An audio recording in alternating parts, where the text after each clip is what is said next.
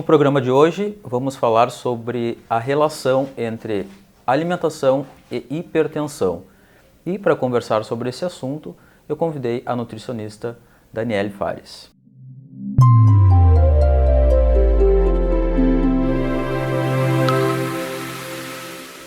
Não esqueça de se inscrever no canal do Baita Papo Entrevista e, claro, ativar o sininho. Assim você vai receber toda a notificação de quando a gente colocar novos vídeos. E venha conosco, faça parte do Baita Papo Entrevista.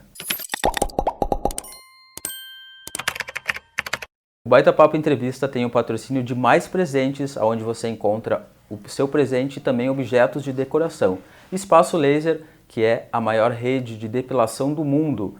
Rodoman, indústria e comércio de implementos rodoviários, também concessionária da Librelato. Guimarães Soluções Contábeis, aumente o lucro da sua empresa.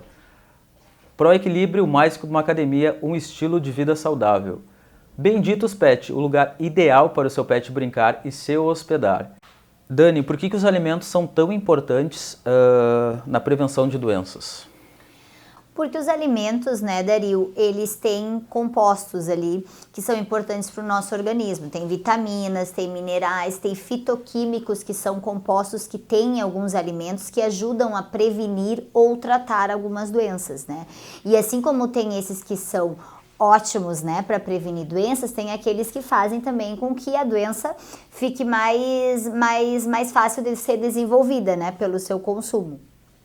Quais alimentos que devem ser evitados aí no combate das diversas doenças?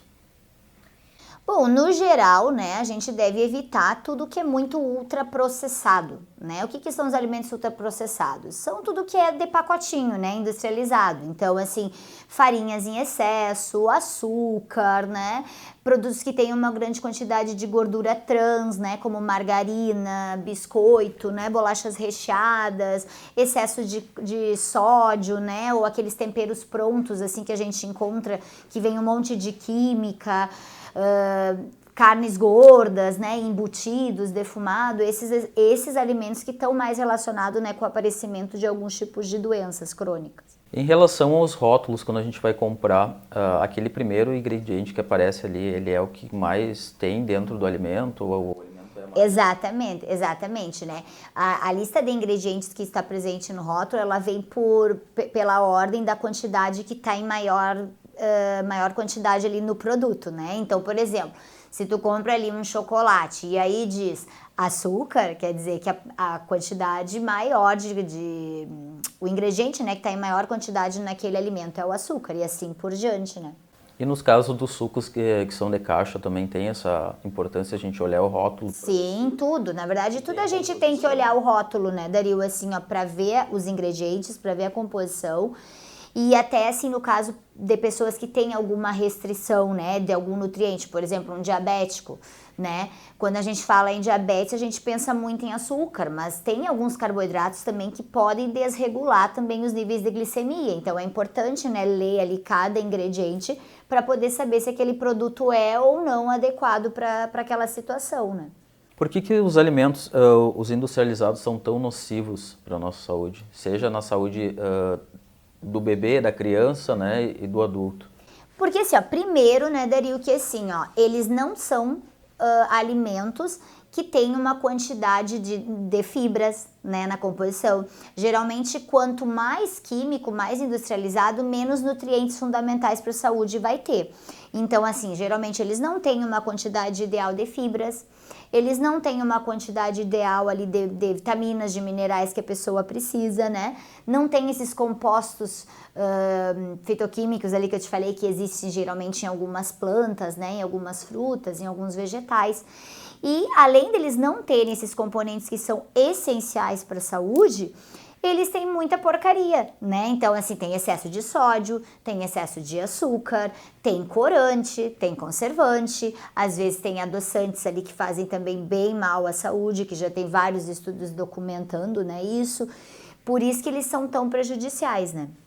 E quais alimentos, né, entrando dentro desse tema da nossa entrevista de hoje, que é sobre a hipertensão e a alimentação, quais os alimentos que estão proibidos para os hipertensos?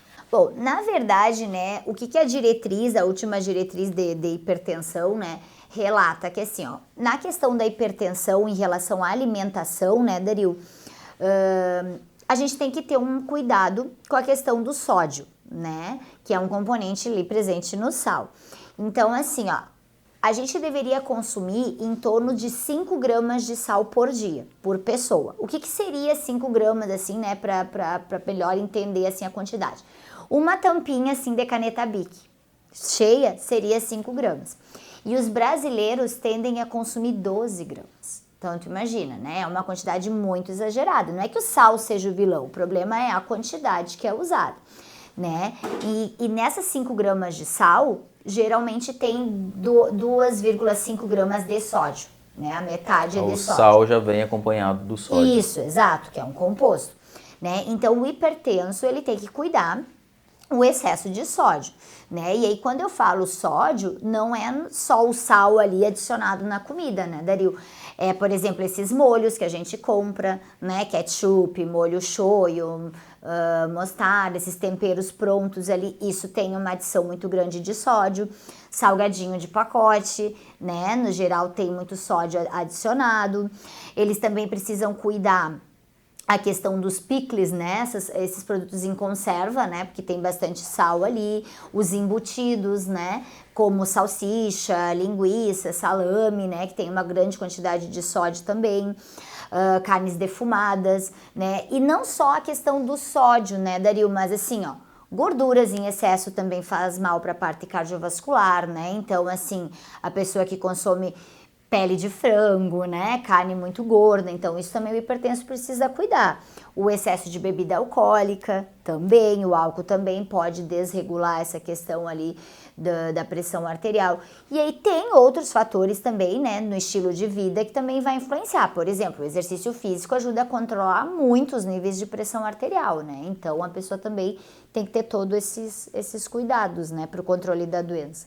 Esses são os proibidos e quais são os alimentos liberados para quem tem esse problema da hipertensão? Bom, no geral, né, seria os alimentos assim da terra, né, comida de verdade mesmo, né, com menos química, né, então frutas, vegetais, né, frutas e vegetais são ricos em potássios que são excelentes para controlar, né, os níveis de pressão.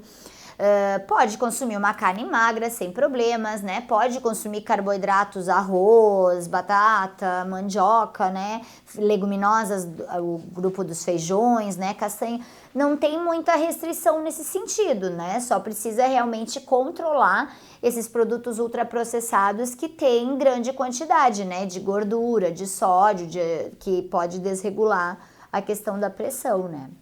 Beleza, a gente vai fazer um rápido intervalo e na volta a gente segue conversando aí sobre a relação entre alimentação e hipertensão.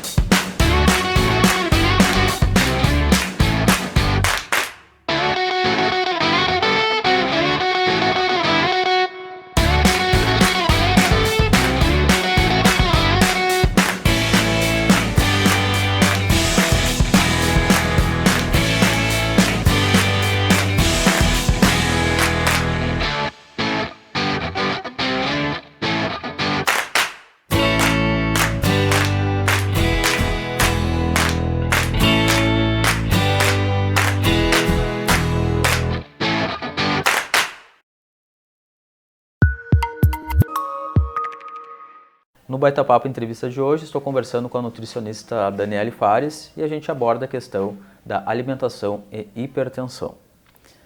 Dani, o sal, né, é o grande vilão dos hipertensos. Quais tuas dicas aí para substituição? Primeiramente, né, Dario, assim, ó, o sal, ele é considerado vilão, mas na verdade ele não é tão vilão assim, tá? O que que acontece? Existe o sal refinado, que é esse sal que a gente encontra, né, no mercado, esse sal branquinho, né? E existe o sal integral. O sal integral é aquele sal assim com os grânulos maiores, né, que geralmente é mais rosado. E o sal integral, ele é ótimo para a saúde. Ele tem inúmeros nutrientes. Ele tem ferro, ele tem cálcio, ele tem zinco, ele tem manganês, que é um mineral que dá essa coloração rosada, né, no sal. O problema é que o sal do mercado, assim, que a gente tá mais habituado a consumir, ele não tem esses nutrientes. Ele só tem sódio e iodo. Por isso que ele faz tão mal, né? E também porque a pessoa acaba também usando numa grande quantidade, né? Então, assim, ó, uma das formas que a gente poderia estar minimizando isso seria estar substituindo o tipo de sal, né? Então, usar um sal integral seria muito mais saudável nesse sentido. E evitar, né, de usar assim nas refeições esses molhos prontos, né? Se vai fazer, por exemplo, uma massa, um macarrão com molho vermelho, faça o molho em casa, né? Não compre aqueles molhos industrializados que já tem uma grande quantidade de sódio. Dá para fazer assim um mix de temperinhos secos, né? Bater assim no mixer e deixar pronto assim para ser utilizado para temperar a comida, né? Pode também fazer um sal temperado, que eu gosto muito de ensinar para os pacientes, que tu pega o saleiro, né? E aí tu põe metade ali do sal integral e a outra metade de vários temperinhos ali que a pessoa gosta. E aí tu vai usar aquilo para te poder salgar a tua comida. Então tu já vai usar, né, uma quantidade menor de sal ali, porque já tem uma metade ali de tempero, né? Então também é uma forma de minimizar. E usar bastante temperinho na comida, né? Temperinho natural. Então orégano, alecrim, manjericão, pode usar limão, pode usar chimichurri, o chimichurri tempero, né? Não aquele pronto, né? Pode usar pimenta, enfim. Pode usar também sementinhas. Por exemplo, tu pegar uma semente de gergelim, de abóbora, dar uma torradinha na frigideira, né? Ela vai ficar mais salgadinha e aí colocar por cima da comida. Então, usando esses artifícios, a comida fica mais saborosa e aí a pessoa acaba, né, não precisando usar uma grande quantidade de sal. E outra coisa que eu sempre falo para os pacientes, né? Não deixar o saleiro na mesa, né? Porque às vezes a pessoa assim, ó, ela nem prova a comida para saber se tá com o gosto, né, que deveria estar. E aí vê o sal e já põe assim na comida, né? Então, assim, não deixem o saleiro em cima da mesa, porque ele, né, favorece com que a gente também use uma quantidade de sal maior, né? E esse sal integral, ele é semelhante ao sal grosso ou não tem muita relação? Sim, é semelhante ao sal grosso. Tem o sal do Himalaia também, né? Que a gente encontra também, assim. Tem um outro sal, é o Real Sal, eu acho que é esse nome. Que também ele é mais rosinha, assim, tipo do Himalaia também, né? Que também pode ser utilizado. E em último caso, até eu sempre falo para os pacientes, comprem o sal grosso e moem ele, sabe, que ele é melhor de ser utilizado na comida do que tu comprar o sal branco ali refinado, né? Como é que os pais podem controlar a alimentação, né, das crianças, né, nesse sentido aí, para não se tornarem adultos hipertensos? Na verdade, né, Dario, cada vez mais está aumentando o número, assim, de crianças com doenças crônicas, né? Doenças que a gente via em pessoas, assim, de mais idade, hoje a gente vê, né? Criança com hipertensão, com diabetes, com obesidade. Por quê? Primeiro, porque o estilo de vida também, né, modificou muito. Então, as crianças também estão muito mais sedentárias. Então, eu acho que os pais, eles precisam também estimular a questão da prática de atividade física com as crianças, né? Que as crianças ficam muito em tablet, né, em celular e não se movimentam. Então, isso é uma coisa também que tem que ser avaliada. E na questão da alimentação, evitar de ficar dando para as crianças, né, esses produtos industrializados, né, porque tem crianças que não sabem, né, Dario, assim, ó, o que é uma fruta, o que é legumes, né, vivem só comendo bolinhos, né, doces, né, então tentar levar, assim, para as crianças, por exemplo, colocar na lancheira deles, né, mais frutas, né, mais uma bolachinha então integral, né, para ir se acostumando com o paladar, e iogurte, né, para quem não tem problema com o leite. Então tentar trazer para as crianças essas opções mais saudáveis, né, para poder ir controlando isso desde cedo, né. Então, também ele precisa de um cardápio especial, né? É importante a gente ressaltar que esse cardápio deve ser feito por um profissional especializado. Sim, porque assim, né, Dario, a gente tá falando aqui no geral, né, do que pode ou não prejudicar ali a questão da hipertensão, mas tudo que é cardápio, ele tem que ser individualizado, né, porque às vezes assim, ó, o paciente pode ter hipertensão e daqui a pouco ele ter também uma diabetes junto, né, então são duas doenças ali que tu tem que estar controlando, ou ele tem uma hipertensão e tem um problema renal, né, então assim, por isso tem que ser personalizado, para poder adequar conforme as necessidades da pessoa, né? E também tem que ver também o que essa pessoa também está tomando de medicamento, né? Eu já tive pacientes assim que tem a questão da pressão arterial elevada, que conseguiram até diminuir o uso de medicamentos que utilizavam, né? Só com a alimentação e com a suplementação adequada, né?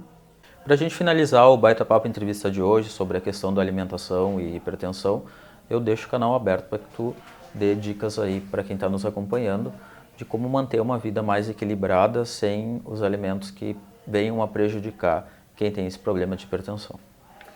Não, eu sugiro, né, que as pessoas comecem fazendo essas pequenas dicas que eu passei aqui para vocês, né, controlando a quantidade de sódio, evitando ao máximo os produtos industrializados, né, fazendo essas pequenas trocas na alimentação.